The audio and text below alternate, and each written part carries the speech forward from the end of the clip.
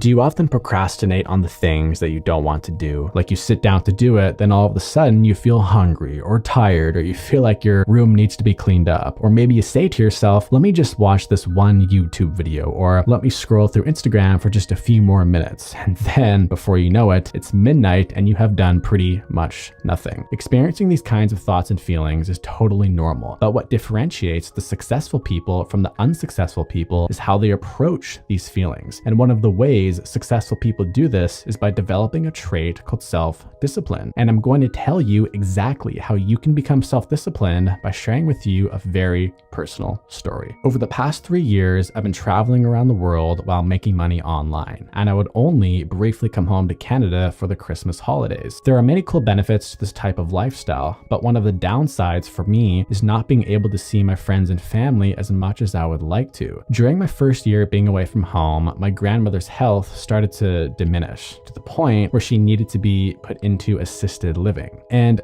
I remember driving to that old folks home after about a year of very little contact, not really knowing what to expect. And when I got there, I saw her sitting in this chair. And the first thing that I saw was how wrinkled her skin had become. And then I saw how gray her hair was and how skinny she had become. And then when I started to talk to her, I could tell that her cognitive abilities were starting to go. I don't even think she really fully knew who I was. And it wasn't easy for me to see her like that. It's hard to see someone who you used to have fun with or laugh with get to the point where they need help with their walking or eating or even just basic thinking. I know this is all a natural part of life, and I don't necessarily think it has to be all sad, but when I was there looking at my grandma, I couldn't help but feel distressed. I imagined myself becoming old and sitting in the same chair that she was in and also needing help with all those basic things. But the thing that truly made me feel distressed, aside from seeing her from the way she was just imagining myself being old and then reflecting back on my life and not being happy with what I did with it, or wishing that I had done something differently, like working harder to start that business or working harder to get that body that I always wanted. When I get to that later stage of life, I want to be able to reflect back on everything with a nice, calm, relaxed feeling of,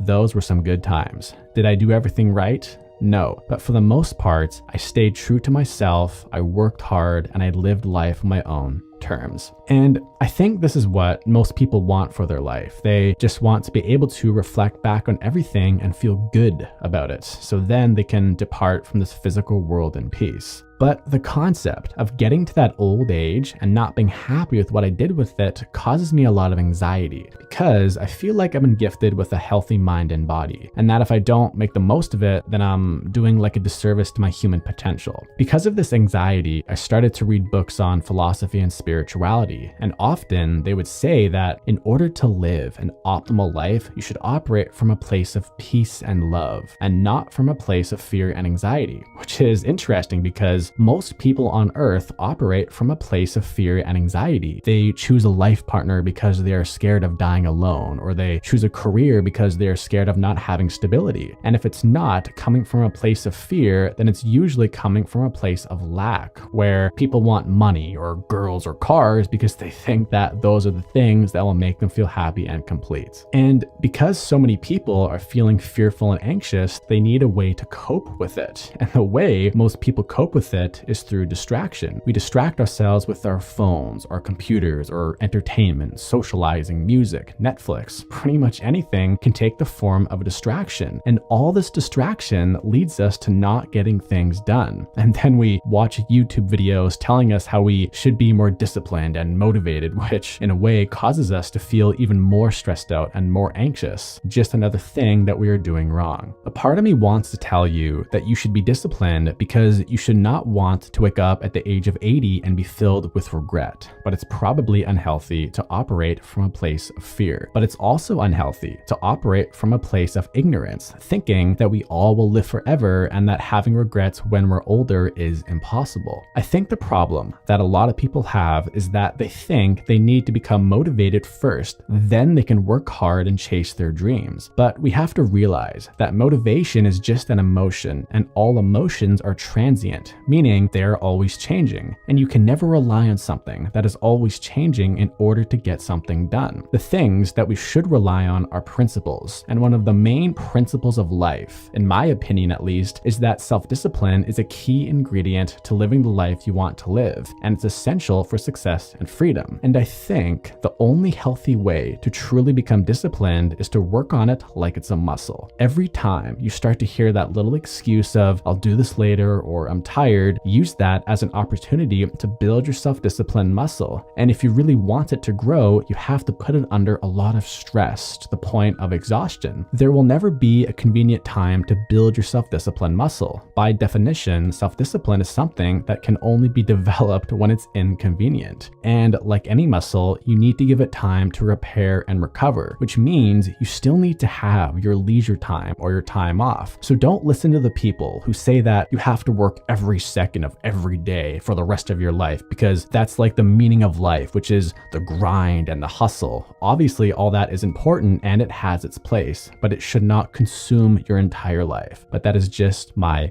opinion.